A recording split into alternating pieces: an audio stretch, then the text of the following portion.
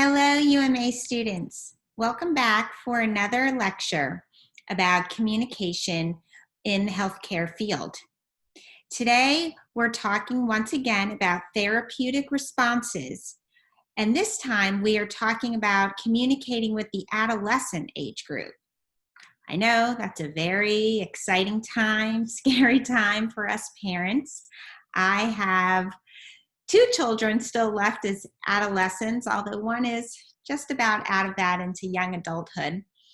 And I have one 13-year-old. But let me go back. Let me introduce myself first. My name is Vicki Weissman. I am a UMA instructor. I have 3 daughters, and I am a speech language pathologist. So I've had a lot of good communication skills and practice with my children and with the children I have worked with. I also have seen a lot of other children, friends, family, just people in the community grow up. So I feel like I have a lot of experience to talk to you about this subject today. So, adolescence, where do we start? I know that it can be a very scary time for the parents, as I said before, and it can also be scary for the children. They hear about middle school and high school. They see so many movies and the social media today. There's a lot coming at these kids, a lot that can affect their communication skills. And as healthcare providers, we need to be aware of all these things going on so that we can be on point and really provide the care that we want. So let's start with a scenario. We have our young 15-year-old boy, John, and he is headed to the doctor's office with his mom, and they're in the car, and the mom's trying to be very considerate of his feelings, and she says, okay, do you want me to come into the office with you, into like when John goes and is actually with the doctor, or do you want me to stay in the lobby? And John's like, I want you to stay in the lobby. So the mom respects that. She trusts the doctor, and she stays in the lobby, and John goes into the appointment with the doctor. He tells her he'll call her in at the end to discuss any questions or concerns she might have. And when John is in with the doctor says, so what do you want to talk about? And he tries to get him to talk and says, have you been involved in any sexual activity? This is what doctors do. It can be a little off-putting to the adolescent, but they need to know that an adult needs to be aware, and if it's in privacy with just the doctor and the adolescent, that they can communicate. A doctor might crack a joke, try to lighten the mood, and make it a good experience so that the adolescent knows that he or she can trust the doctor that they're communicating with. Everyone has questions. They don't know everything, even though adolescents might think they do. And as healthcare professionals, we need to be aware of these things so that we can, once again, provide the proper care for them. So let me start my slideshow for you, and you all can see.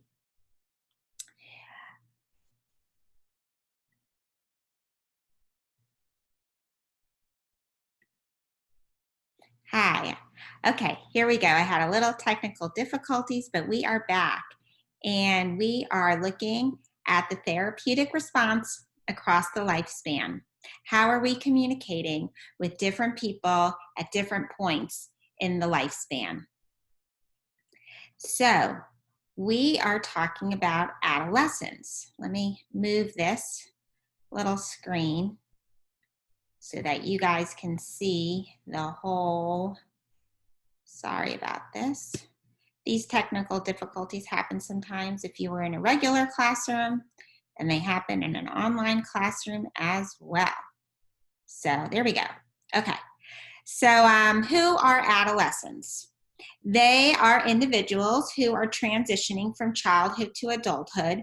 The age range you would put them at is 13 to 18 years old.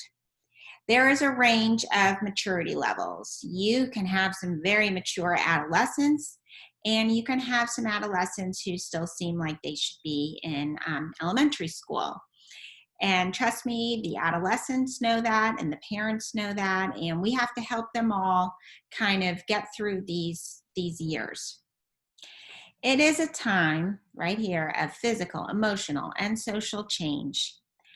If you are to walk into any middle school or high school in our country, you'll see a variety of sizes. Sometimes I'll sit there on a car line waiting to pick up my children from middle school, and I'm amazed at the heights of the different kids.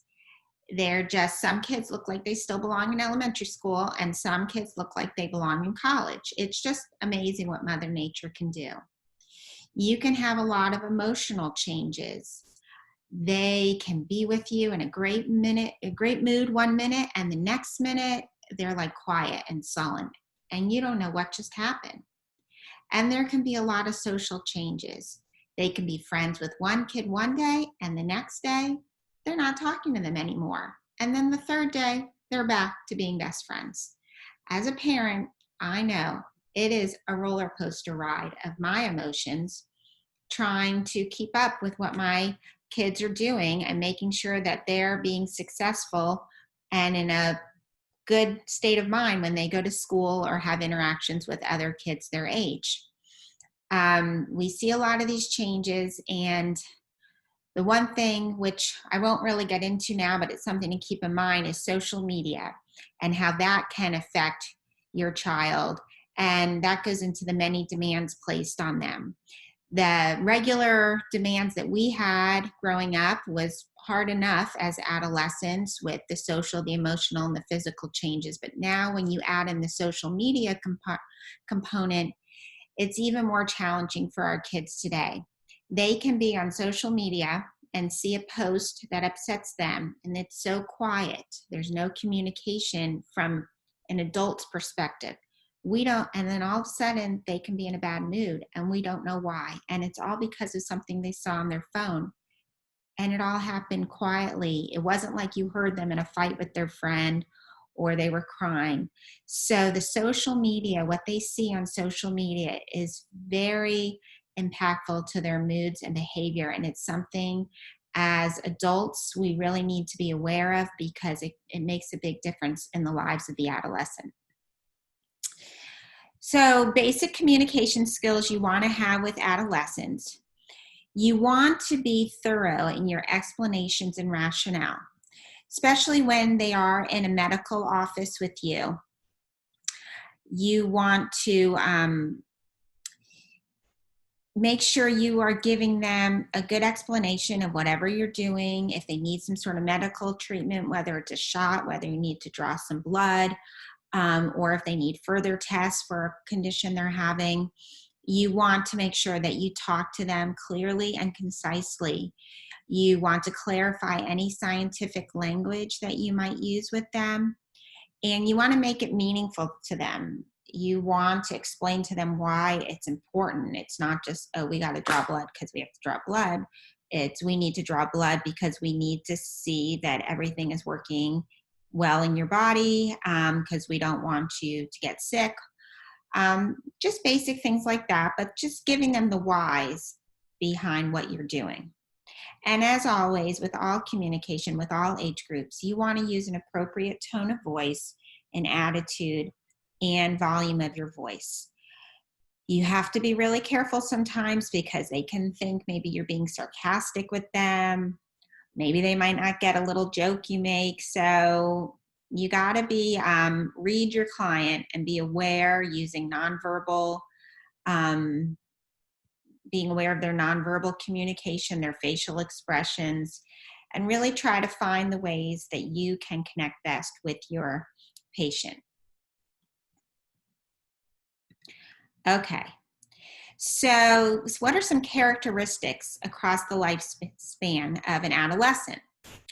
Okay, with children, we said they were present focused. They were interested in the here and now. With the adolescent, they have more of a future. They have the present, but they're also starting to think towards their future. A great example is the high school kids know pretty early on if they're interested in college. that they need to start planning. What happens in high school will have an effect as to what college they get into, or if maybe they want to go to a trade school, or what kind of job they might want to get, because those planned years of schooling are going to be coming to an end before they know it.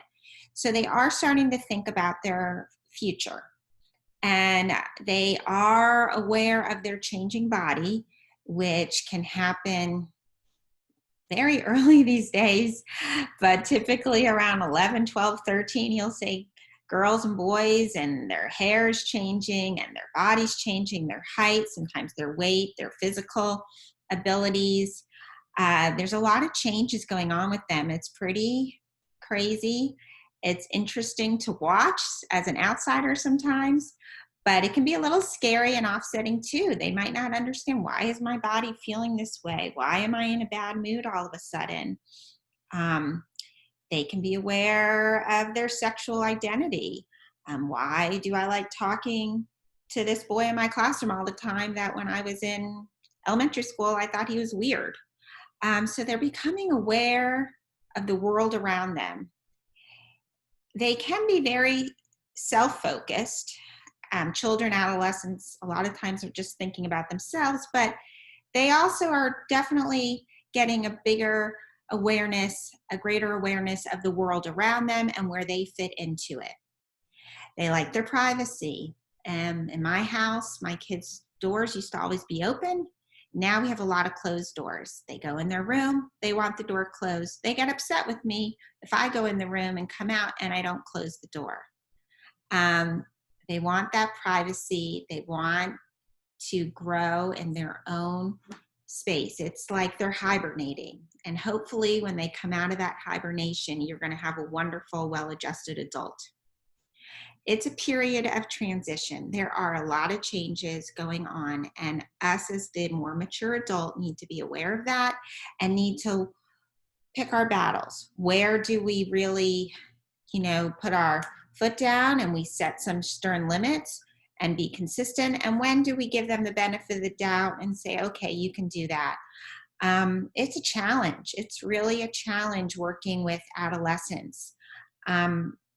But we as the adults have to do our best. And I think that they know that, genuinely know that we do have their best interests at heart. We are doing our best to make them safe and yet give them the independence that they are striving for and need in order to continue to grow and develop. So as we always do, we'll talk about Piaget's stages of cognitive development with adolescents. So now they have formal operations. They're really kind of, your body and your mind are really growing and developing. You're starting to really, the adolescents are starting to be able to think hypothetically, more logically and abstractly. They're starting to see the world around them. They can problem solve better. They are making better decisions, you hope, or they have the ability to. With adolescents, because of their maturity levels, are at different levels depending on the adolescent. That's why with driving and drinking, you can have a range of how they respond to that. And as parents and healthcare providers, we have to really look at each person individually to decide what's best for them. But hopefully they can start making good decisions and start solving problems on their own, so they can start becoming more independent and really start making some long-term goals. What do they want to do in the future? What do they want to do with their lives? Now, we all know as a UMA instructor and you all as UMA students that these things can change. We can make some nice goals for ourselves, and sometimes life gets in the way, and we have to go with the flow and roll with the punches, as they say. But we are making long-term goals. We are thinking about, what do I want to do with my life? What kind of job? What kind of family? Because before we know it, we are going to become, or they are going to become adults. They may be idealistic, where they see the world, they want to make the world perfect. They want to save the world and do everything they can, which is a wonderful, wonderful characteristic to have. They haven't been jaded yet by some of the troubles that life can throw your way, and they just want to do their best. But on the other hand, they can be very challenging to the adult decisions and authority figures in their life. Hopefully that's not always the case, but that is something as healthcare providers that you might get a patient who you are trying to help, and they might not be so interested in the treatment that you're providing. So you do need to be aware of those challenges. So as I stated before, adolescents transition from child to adult. They're fighting for their independence. Sometimes they don't even realize how much they're fighting. It's like within them. They want to be grown up and adult, but then sometimes they still just want to be that little kid and have little people take care of them. Because of that fight, it can be a turbulent time. They can seem overwhelmed at times, and you need to be aware of that, be able to talk to them, and as of course, be a good listener. Listen to them, take stock in how you're feeling emotionally so that you can be a good listener and provider to them. They might feel awkward, unsure, they don't know if something they're doing is right or wrong. Hopefully, if they'll reach out to a parent or a caregiver, it's important to have as many trustworthy adults in an adolescent's life that they feel comfortable going to, because sometimes a parent isn't necessarily the right person. Sometimes it could be another person in their life, and maybe even their healthcare provider. They're going through those physical changes, so we need to be aware of all these things in order to communicate. We need to, the therapeutic responses, with or without their parents, a healthcare provider, you need to allow for privacy. Always be respectful. Like if you're talking about sex, they might have questions. They might think they know everything when they don't, and you need to respect their privacy, and they might not want to talk about certain things with their parents present, and the parents hopefully can be respectful about that as well. So you want to show them that respect and dignity because it can be sensitive areas. You want to set those fair and consistent limits, and you want to demonstrate that care, the empathy, and support that we want from all healthcare providers. But since adolescents can be a little hot and cold sometimes, you really need to be professional so they know that they can trust you and that you appreciate them and that they are important and have an important, that they are important to everyone in the world and that they have self-worth. So whatever you can do the time that you're with that adolescent to help grow those feelings and give them that self-confidence that they need in order to be successful in the world. So I know that went quick or long, I don't know.